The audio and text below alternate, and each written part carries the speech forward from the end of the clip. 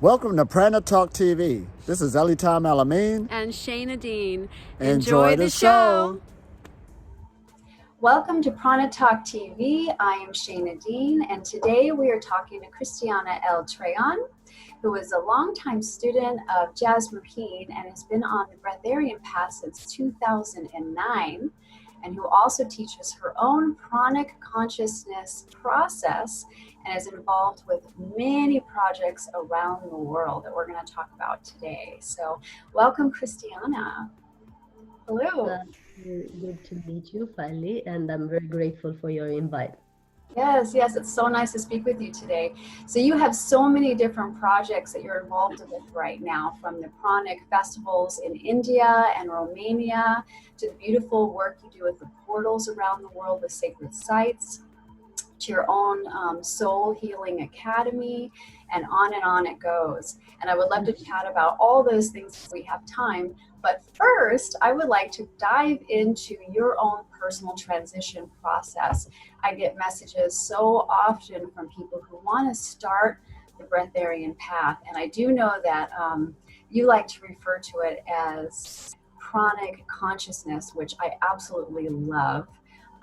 So people are wanting to start, they're wanting to transition, they have so many questions. So I'd love for you to be able to share with us what your process was like in transitioning. I know you did this back in, I believe it was 2012 and 2013, is that correct?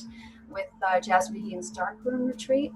But whatever you'd like to share around that and what you experienced, that might be helpful for others. We would appreciate that. Thank you. So my take on it and the way I name it is related to the aim of it. Because most of the people that join a pranic journey, they aim at not eating. Right. And for me, that has never been the case or the goal.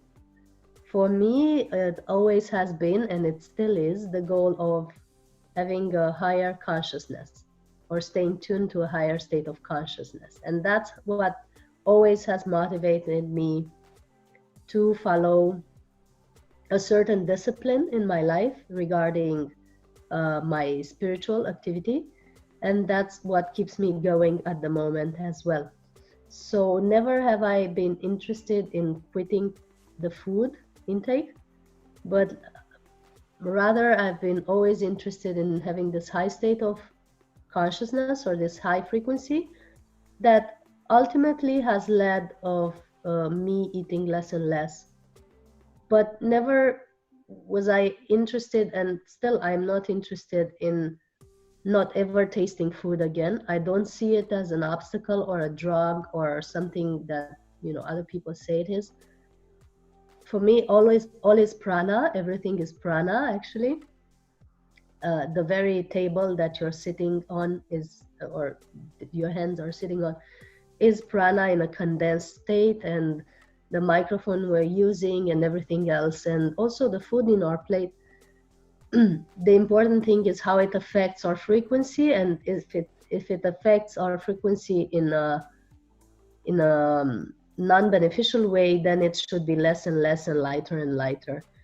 My journey has been focused on consciousness, and with that I was meditating since I was a child. Until I was 17 or 18, like this. I became a vegetarian at 17, also naturally. I wasn't having any information about it back then. So that's 20 years ago. Now I'm 37. And then for 10 years, I did a very normal life that has led me to a very unbalanced state. Normal being what people usually do with jobs and marriages and stuff. And after those 10 years, so when I was 27, I started to meditate again, but this time really in a very disciplined way and diligently following my day-to-day routine in having a spiritual practice. This spiritual practice has included and is including meditation, prayer, or a way of connecting to the universe, pursuing a lighter and lighter diet, taking care of my body, mastering my mind, listening to my inner voice and to my body in terms of what it needs, spending time in silence in nature, and choosing wisely the sound and music that I'm tuning to. And these are the 8 steps actually that I'm also teaching for 7 years now in the Pranic Consciousness Process, which is an online class where I basically share with people the experience that I've had and the experience that the masters in this field have shared with us.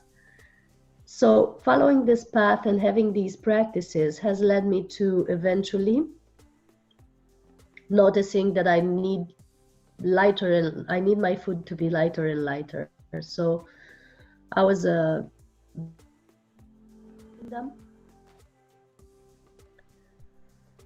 then I want to make sure you're still hearing. Okay. Then I naturally transitioned. So I went into dark room for 10 days without food and without light. And at the beginning of 2013. And after that, I naturally moved into a pranic state for more than a month. So I couldn't. Sorry to interrupt you. Can you tell us a little bit about what the dark room retreat is? I will. Yes, I'm just finishing my phrase and then I will go back.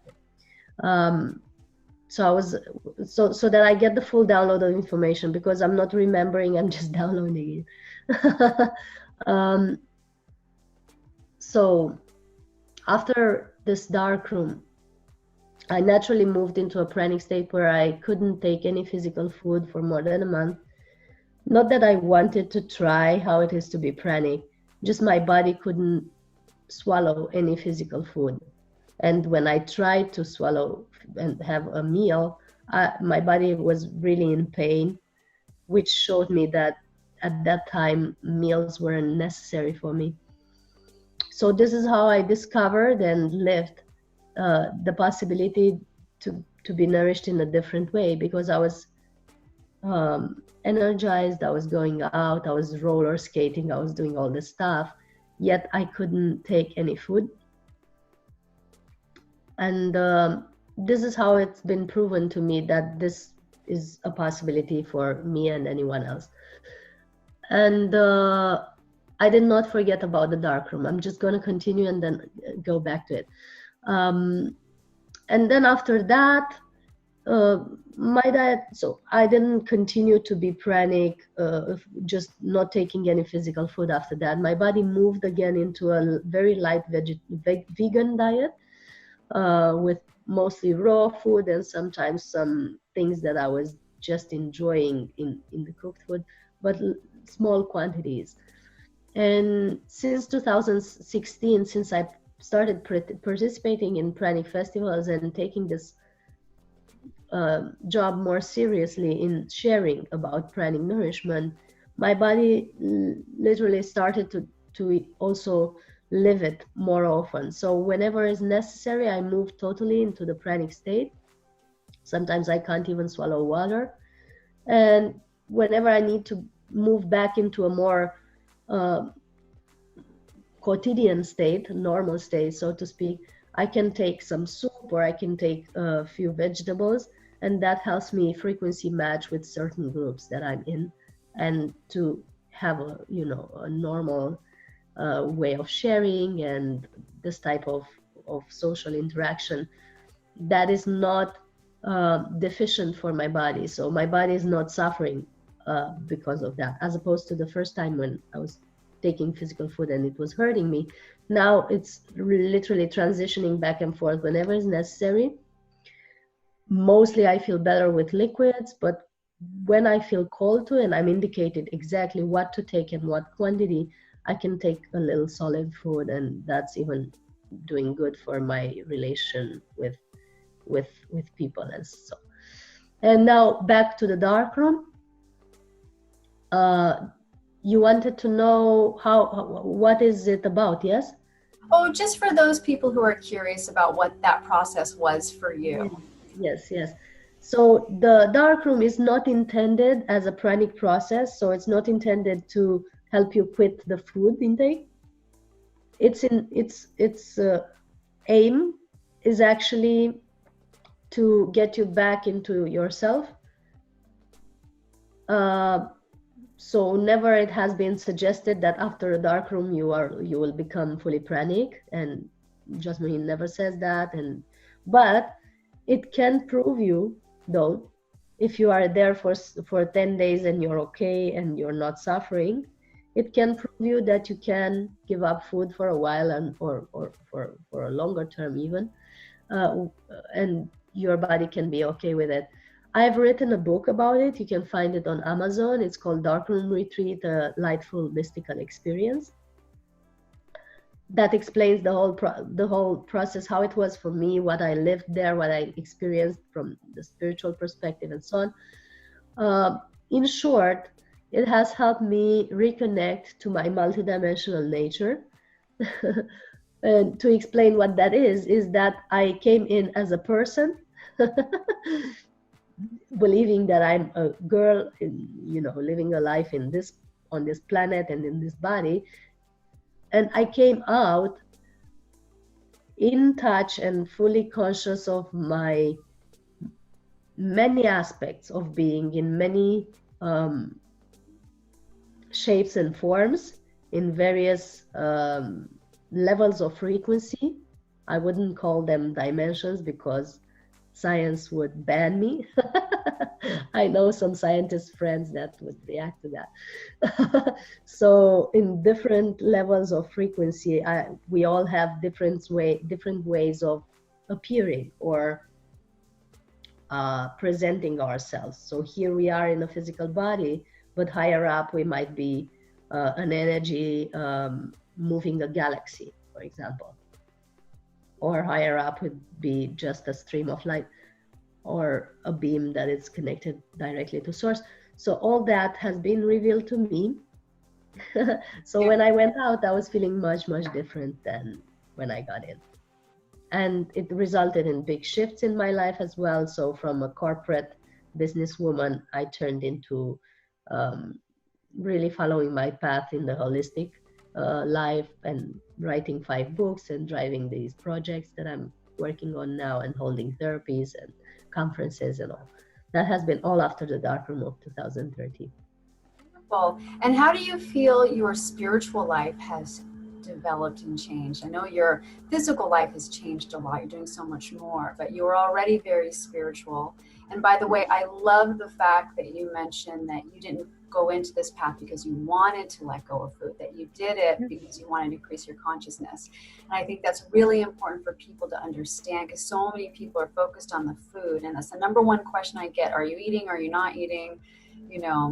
How do I stop eating? How do I fast longer? And that's not what it's about. It's about increasing your consciousness, increasing your spiritual life, and all of that. So I really hope everyone really understands and feels that inside and out. So thank you for sharing that piece. And I'm glad that was a big part of your journey. That's the main part. That's the main part of the journey, yeah. Yeah. And to answer to the people who ask, how do I fast longer? The answer is do more energy work and you'll end up not fasting but nourishing yourself in a different way. So from energy, not from food. That's how I answer that question. That is a beautiful answer. Yes, it's true. It's no longer fasting. You're now being nourished from a different way. So if you do the work. If not, you might be stricken by some grace and have a permanent state of peace and enlightenment that results in you being nourished permanently by prana.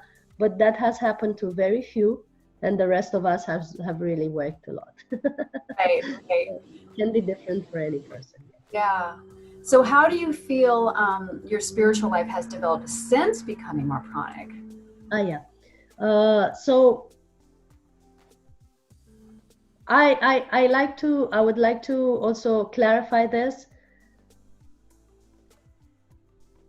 It was the other way around.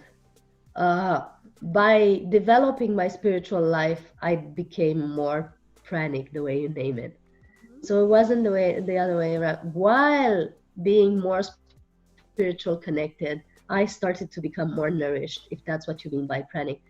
It's never the other way around. You don't fast your way into spirituality. That's for the people who hope so. So you do not fast your way into spirituality. Fasting can help with health. It can help with some purification, of various bodies, physical, emotional, mental body. It can help with increasing your mental capacity sometimes to focus and so on, but it will not necessarily make you more spiritual, because when fasting, if you do not do other practices that enhance your energy and cleanse you energetically, you fast, by fasting you give less energy to your mental body and emotional body, and that you feel perfect because they don't have enough energy to react. And when you go back to food, all that stuff that was still there, that wasn't cleansed in any way in your emotional and mental field, is going to rise up again, and it's going to make you feel even worse because now you have something to compare it to. Right. Yeah. So fasting without the spiritual work, without the energy cleansing, and without the homework or fun work of meditation is just not going to result in you being more spiritual. It is going to result, however, in you being more frustrated, because you go back and forth from this lighter state, being very good, being very happy, to this frustrating state when you eat and you get back to the same emotions.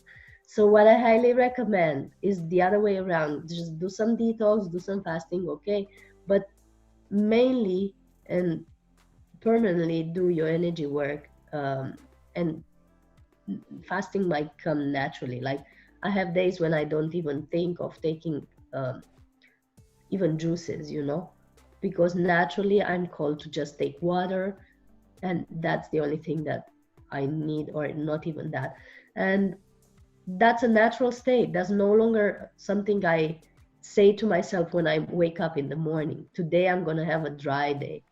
Like people say, dry day means a day when you don't take any food or liquids. I don't say that to myself ever. Or today I'm going to have a day with no juices. Like, why think of that? The body does naturally what it needs to do.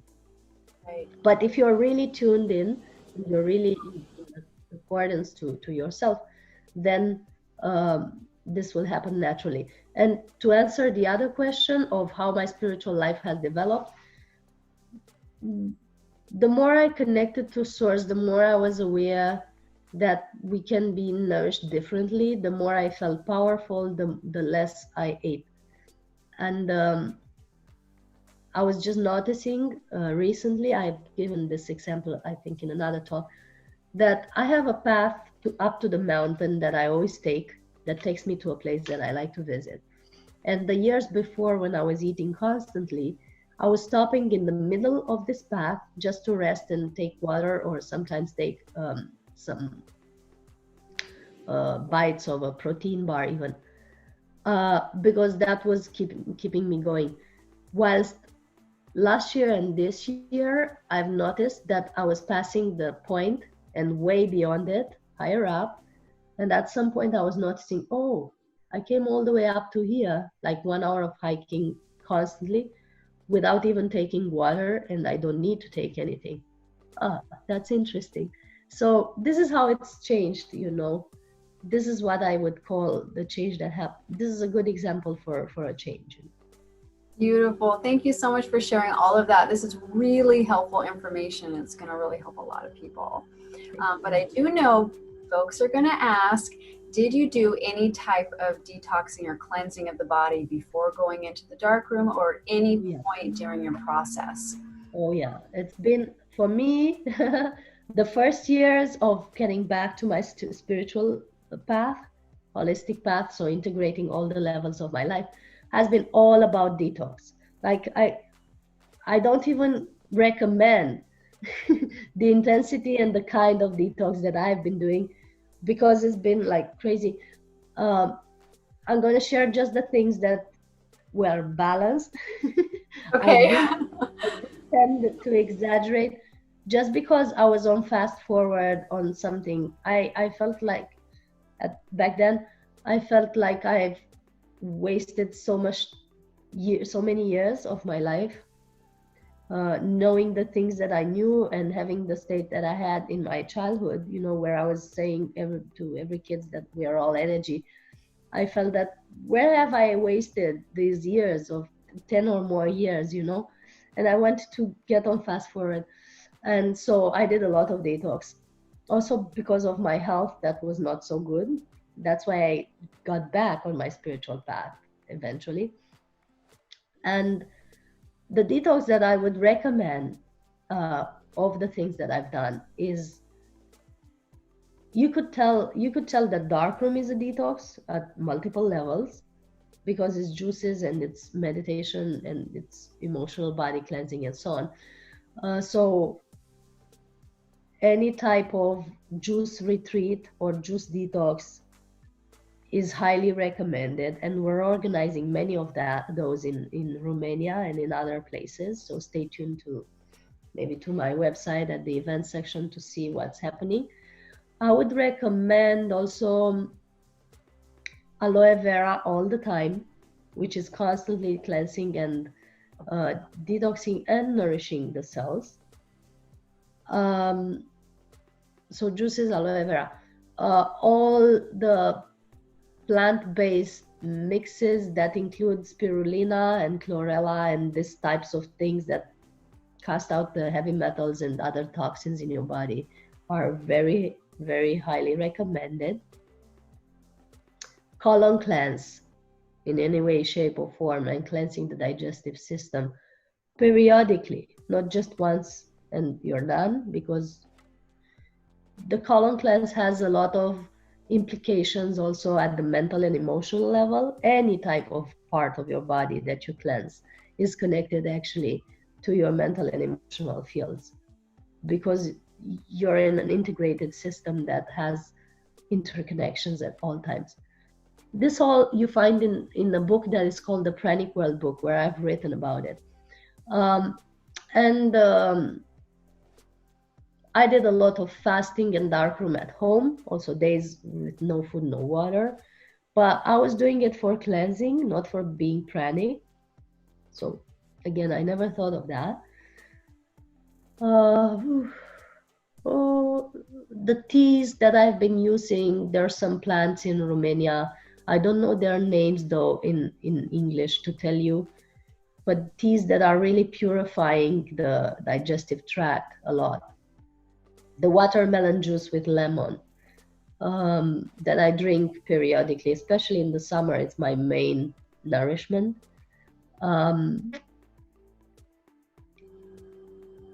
Yeah, that's the things that come to my mind. I used yogic techniques like Shamprakshalana, where you put salt water in your body and cleanses the whole system. Vamana, which is another technique, but it's very harsh. It takes a lot of energy and strength to do it. So yogic techniques as well. And now what I do recommend to all people, and it's very easy to do, is a detox with the juice of sour cabbage. You know, when you put the cabbage to become sour, and there's this liquid in which it stays for a while. And that's a very powerful probiotic, a very good source of vitamin B12 and other vitamins, vitamin C. And it's detoxing your system, your digestive system, like nothing else. And it's very, at least in our country, is very also cheap and easy to use in the comfort of your home. So you don't have to go to a special clinic and so on. So a week of that, 2 cups a day daily, recommendably in the evening, because you're going to stay close to the toilet. It's very useful. Yeah. Beautiful. Thank you. And how long did you do the cleansing for? How many years? Or do you still do it? Or did you feel I do periodically. Periodically. Yes. Because like I said, it's not that I'm eating much lately, you know, like most of the times, not at all. But in your system, there's many things that are accumulated from the emotional and mental level that can be cleansed through the physical level very easily. So it's an intercollaboration. So also parasite cleansing, I forgot to mention, but it's highly important, especially on a pranic path. And people say, well, but if you don't eat that much, maybe you do not need parasite cleansing that often. Yes, you do. You don't need it that often, but since you're traveling a lot, the parasites don't come just for food. Everything that reaches in your system in some way or another, through breath, through your hands, and so on, needs a cleansing from time to time. So, how long and how often? I do it periodically. I do it rarely now, or more rare than before, not as often. But before I was doing like 2, 3, I never remember these things actually. Because for me, they just came naturally. Like I was feeling into my body, I was feeling for maybe a few days, and then I acknowledge, oh yeah, I need a detox, and I just do it. But I wasn't like making a plan at the beginning of the year, like this year I was gonna do 3 detoxes and so I don't remember. And it's not good to give time based recommendations, because it's so different from one person to another. So what I could say is just feel your body. Beautiful. Yeah. And follow your intuition. That's really important. And tune in. Yeah. Thank you for sharing all of that. That's really valuable, important information. Thanks so much. Definitely. So let's chat, unless there's anything else you want to share about your transition, let's chat a little bit about some of your projects. Thank you. Yeah. Just feel free to ask anything. Yeah, so you mentioned before we started recording that the very next project is the Pranic Festival in India. So would you like to share anything about that? Yes, thank you. So with Pranic Festivals, it's like this. I've noticed over the years when I participated to Pranic gatherings, because I've been in Pranic gatherings since 2009, I noticed in the subtle field, so in the etheric plane, how we call it, that these gatherings are creating something very interesting. So there's a group consciousness involved that is literally connecting everyone in the group.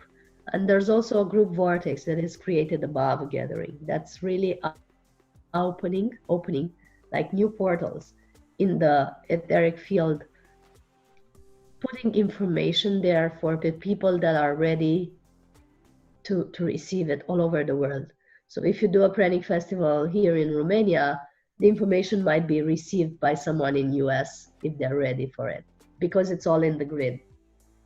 It's setting the information in this portal above it, and then it's connected to all the portals all over the planet in the matrix of the planet, which is like a net, a inner net instead of internet, a matrix or a net around the planet of energy and of information. And that's helping everyone that is open to this to learn more or to open more for a pranic path. So that's what I've noticed, and it's enhancing very much the consciousness of the people on the planet generally. So having noticed that, I said, okay, let's have more of this. So this is how the Pranic Festivals in Romania have started. I've really felt guided to do a festival in a specific place of Romania, and has been continuing for 4 years now. And this, the last year, I've been guided to do a Pranic festival in India. Actually, I got to a place in India 2 years ago for a Global Congress for Spiritual Scientists.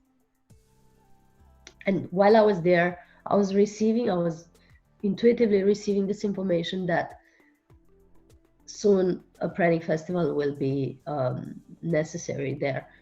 And 1 year after, I felt guided to do it. While I was doing a retreat with, I was preparing a retreat with Babaji, which is a very dear master to me. I was guided to do this festival in India, at this specific date. So it's going to be in a beautiful pyramid in India. There are several pyramids in India built for meditation, built on the coordinates of the pyramids in Giza, which are enhancing the meditative field, the energy field, and so on, are helping the people who are meditating there. And they're also connecting into the planetary grid very well. So it's the perfect place to do such a thing. And it's going to be starting on March 3rd. It's going to be continuing till March 8th. which is the International Mother's Day or International Feminine Energy Day, which is much needed in India as well. It's going to be fabulous speakers, friends of mine who have been breatharians or living on light for many, many years now, 20 years, 14 years, 10 years. So we're bringing the best and the most disciplined on this path. There's going to be conferences live where you can sit next to them and ask questions, and also online conferences that allow questions as well. Beautiful. It sounds like an amazing event, and the way you've structured it, so it's like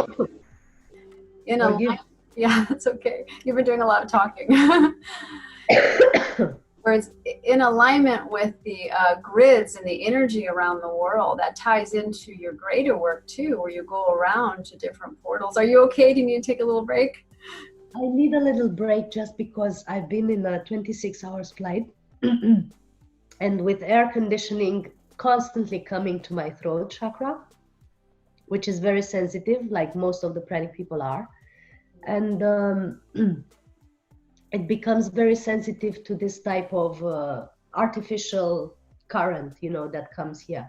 Yes, yes. We'll tell you what, we'll pause the video if you'd like. You can take a little break. No, You're back? I'm getting back. Oh, you're getting back already? Okay. I need a little hydration. Yeah, take care of yourself. Or my throat, and it's gonna be just fine. Okay. These days has been very difficult for me to speak. I was hoping to get better for the interview, but it takes a while to calibrate it back into perfect functioning. It's been long flights for me these past few weeks, and sometimes I just need time to calibrate back. Okay, so we're good to go. Okay, okay. So you mentioned that you have Pranic Festival also in Romania, which is actually where you're centered, where you are right now. And when is that particular festival happening? It's happening in August on Mother Mary's Day, August 15 to 19, in Romania. It's a very beautiful place in the mountains, also a very powerful vortex. And people are gathering from all over the world as usual. Last year we had 19 or 25 countries. I never count people and countries, but whatever stays in my mind is useful for sharing. And always people have this family bond with each other.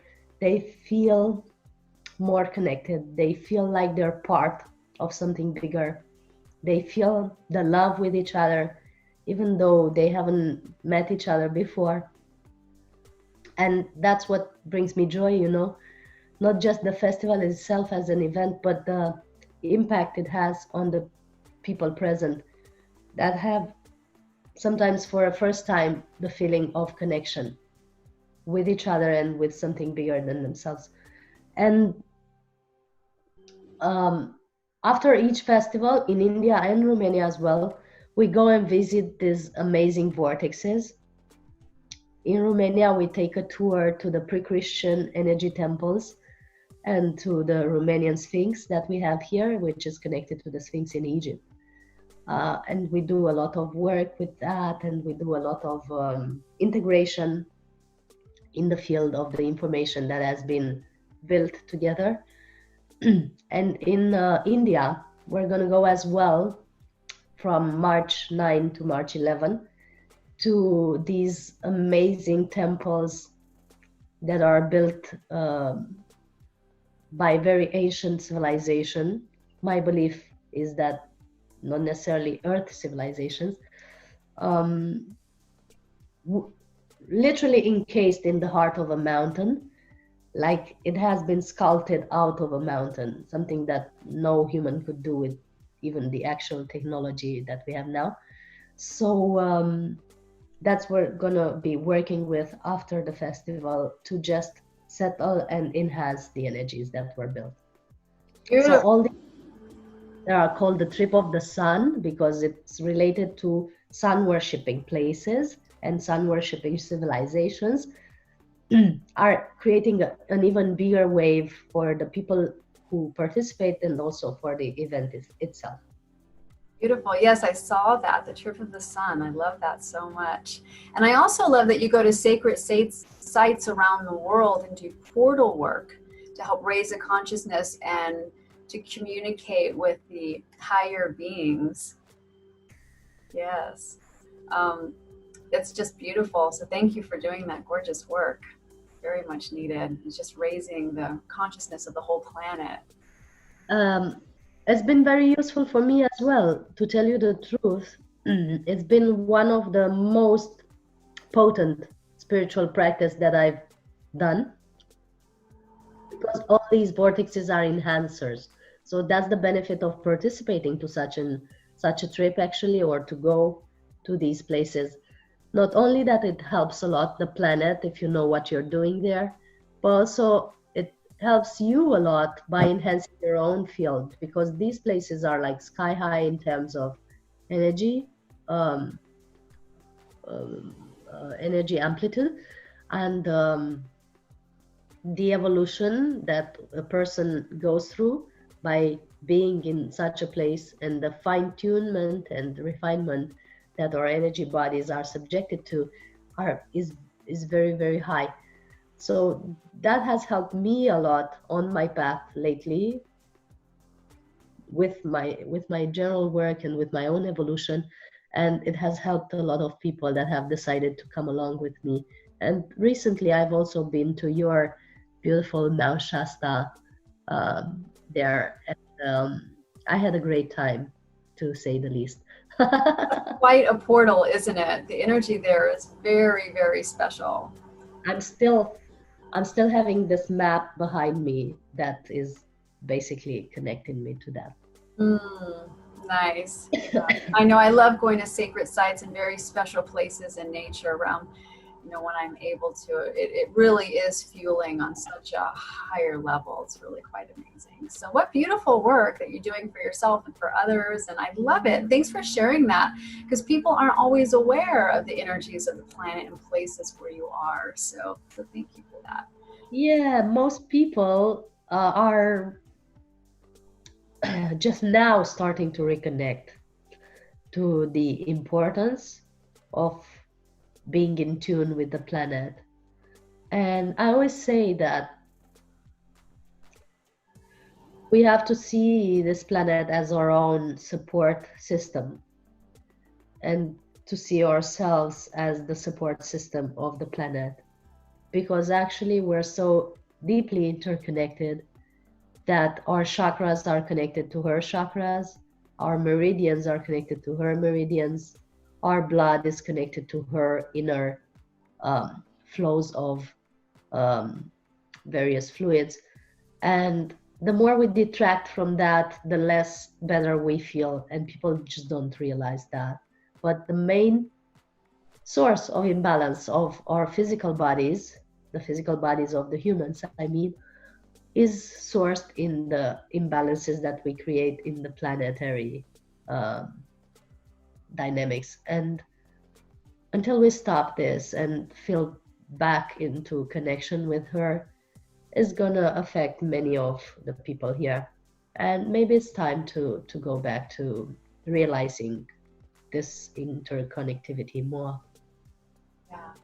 And that's the beauty of the pranic consciousness path, is the more you are in alignment with that, the more you can feel the energies of the planet, and the more you can align your body to it, and you can help healing yourself and the world around you. So the whole thing is nourished, chronically nourished. Yeah, I love that. Thank you so much for that awareness, for sharing that with everybody. I really value that so much. Yeah. And I'm also aware that you did mention that you do some healing work on your own. You have something called Soul Healing Academy, and you wrote in one of your blogs or articles that I read that you're in the healing sessions a few hours a day, which puts you into the theta state of brain functionality, which helps. It's like the meditative state. So that helps you reach those pranic levels of being nourished because you're in that beautiful meditative state. And I love that you're utilizing your energy work to increase your pranic flow. And I do the same thing in my work, so this very much relates to me. But I would love to chat a little bit about the work that you do in your Soul Healing Academy. So could you share a little bit about that with us? Yes, thanks. So the sessions that I'm doing, the healing sessions, are literally can be done from anywhere online or on the phone or wherever, because I perceive myself as being everywhere and the energy as being everywhere as well. They refer to getting back to the soul or back to the source. That's why it's called soul healing, because it's healing from the soul, from the center of your being. The main work is to take people back there, to take my clients back there and align them to source and soul. And from there, we look for the solution to whatever it is that they want to resolve, be it a situation in their work or in their career, in their couple, in their sexual life, in their health life, and so on. All is sourced eventually into some program or dynamics at the mind field and emotional field that has been created for the person to gain a virtue. Once we understand why the situation has been created, what's the cause of it, so we always work with the cause and causality. Once we understand the cause of it and the program that has created it, we can literally unprogram it, getting it back to harmony. And that harmony then manifests through all the lifetimes where the person has created the same type of situation. So life works in patterns, and the same pattern repeats itself again and again through lifetimes until you decide to uncreate it. And it's serving you for some purpose for some time. And then you get bored of it and say, okay, I need to change this. So that's how I help people to identify what they have created, how the situation has been set in place, why and what's the benefits of it, and then to be able to deprogram it if they choose to. And the way we do that is that we do a brief meditation or healing exercise at the beginning of maybe 5 to 10 minutes, where we go back to soul, back to the theta state, to the no mind state. And we channel a lot of energy through the person to be able to heal and recalibrate everything at the physical or emotional or energy body. And after that, we just talk and do some exercises for about 1 hour to 2 hours. That's a session in my work, where we just discuss the situations, we unblock, we look for the blockages in the body, because most of the emotional and mental programs metabolize in the body.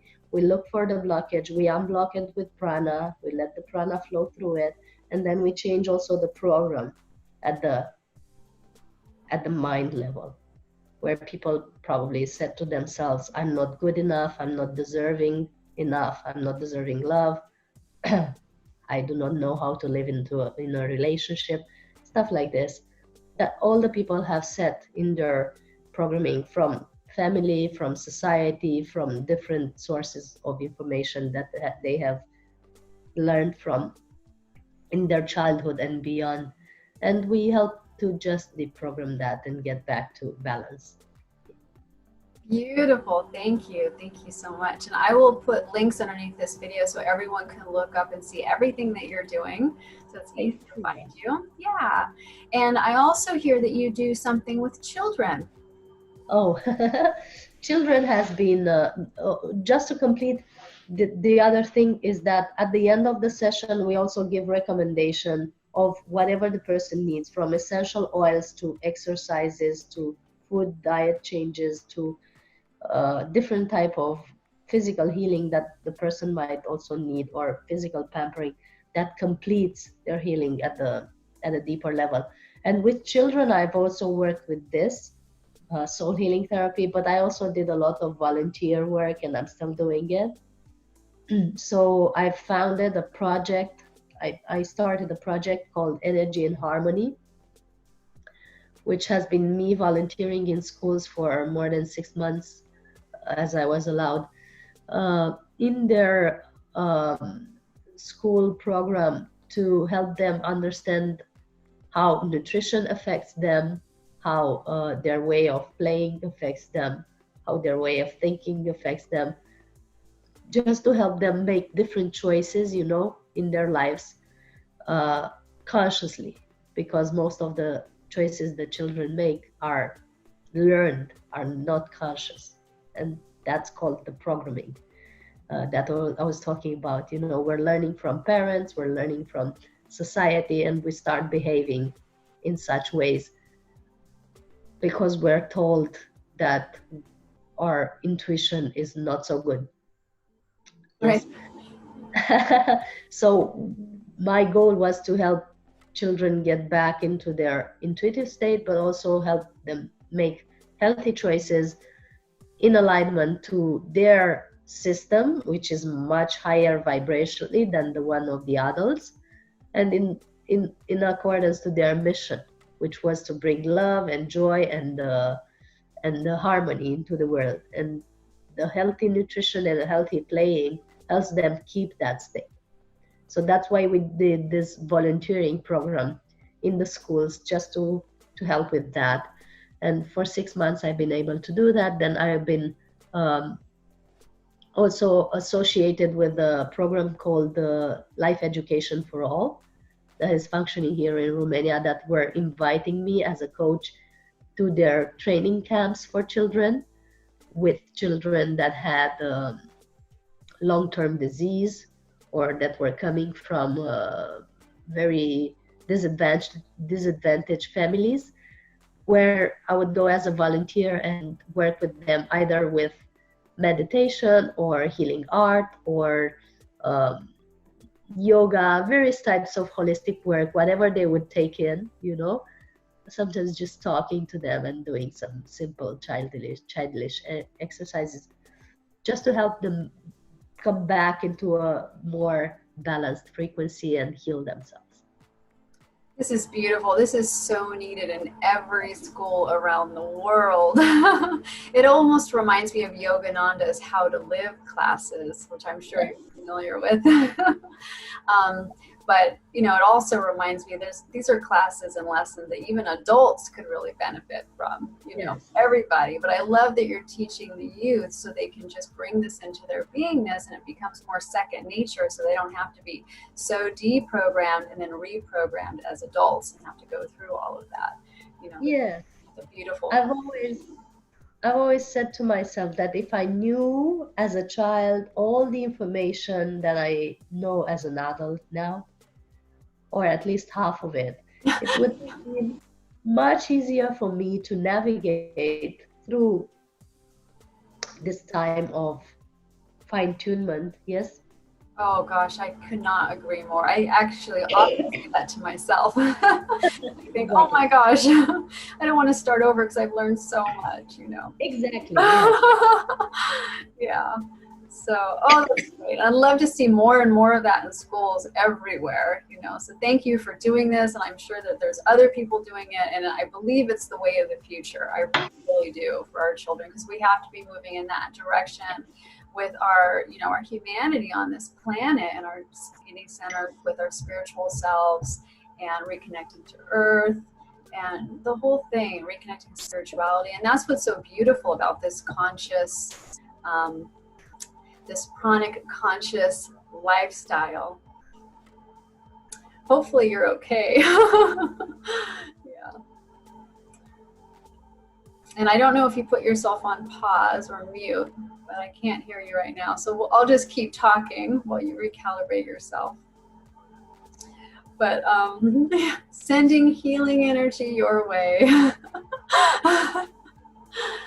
So all of this is beautiful, and the breatharian path is beautiful because it's all related to this. It's all one high vibrational state of being that hits every single level of our lives, every level, from the way we think to the way we feel to what we do. to what kind of nourishment we're bringing into our body, whether it's through food or the entertainment or the things we're saying or hearing or reading or whatever it is, right? It's the whole thing. It's just being conscious and kind and nurturing to ourselves. Yeah. And you're back. I You're have adapted the sound a little bit to be able to cough without everybody hearing me. Yeah, no, we appreciate that. Thank you. Yeah. I'm glad that you're feeling a little bit more balanced. Yes, the general state is very good. Just the throat is getting back to balance after all this air conditioning. I know. Yeah. Yeah, Air conditioning is tough, especially on an airplane. I get it. I definitely get it. Yeah. So, all right. So let's see what else is there. You are doing something with Mary Magdalene later in the year, right? In April, we have two beautiful things here in one in Romania and one in France. In Romania, we have a Babaji state retreat with one of my friends called Victor Truviano, where we just sit in silence in meditation for a few days. And it's just so resting and helpful for the general state of being. He's a pranic person for more than 10 years now. He's had the times without food and liquids. Now he's just on water and tea. And very powerful as emanation. And then the next week, we have a retreat in France, indeed, with Mary Magdalene. I work a lot with the goddesses and the goddess energy, as it's a part of our being. And in France, there's very special places where she has dwelt for many years. She has spent, I think, more than 20 years, 30 years in a cave in the meditation. And we're visiting that place and other places around that are related to that feminine energy of beauty and balance that she manifested here on earth.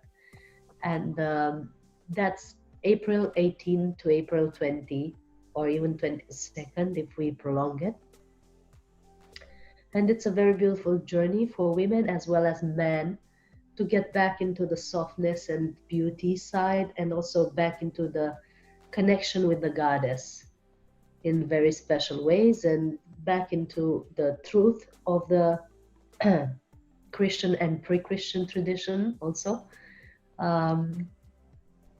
which has, banned a lot of aspects of what Mary Magdalene represented. And it's good to get back to truth always. So that's the retreat in this fabulous area in south of France, which has a very specific beauty for me that I always like to get back to. And women and men are invited to also participate to that. Perfect. Thank you for sharing a little bit about that. So I'm just curious, what is the most profound thing that has happened to you in the last year?